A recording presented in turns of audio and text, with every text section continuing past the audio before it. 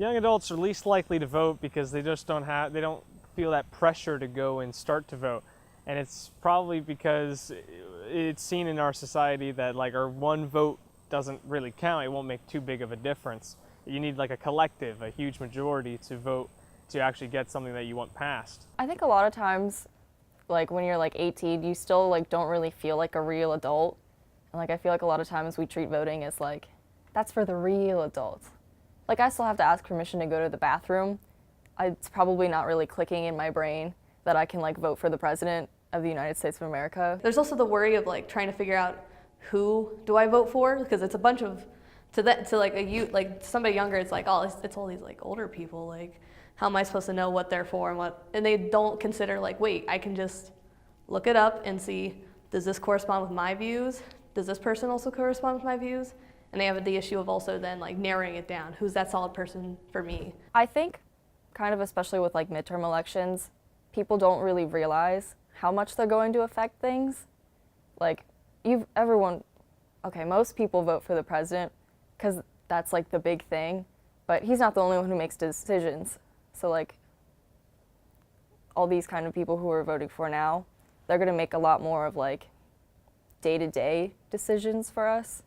So it'll kind of affect us more subtly than we think it will. From the get-go, especially in high school, you're taught about like, this is something like, you know, you earned, especially for 18-year-olds, like, you know, funny with my outfit, but, you know, around this time with hippies, you know, you had a war going on and people were 18 and they were risking their lives, and the question came up of like, if I'm old enough to risk my life, why can't I vote?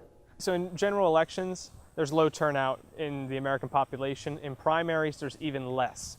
And the reason for that is because people who are Republicans are the only ones who can vote for Republican primaries. And people who are Democrats are the only ones who can vote for Democratic primaries, while independents can't vote at all. Now, if you just get rid of the parties entirely, or if you say that everyone can vote, you'll get much higher turnouts, especially in the primaries.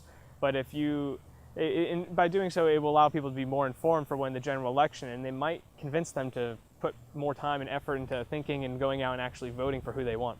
A lot of us have vocalized our opinions like, oh, I hate that Trump's doing this, or I hate that my senator said that or something, or, you know, they have opinions, but instead of doing something about it, they keep complaining and they don't actually register to vote. They're not registering to vote, and their opinion, like, if more people would register, guess what? Your opinion is actually going to start being reflected into like what's going on in the government then, and then you're going to see a change that you wanted because you actually exercised your right to vote.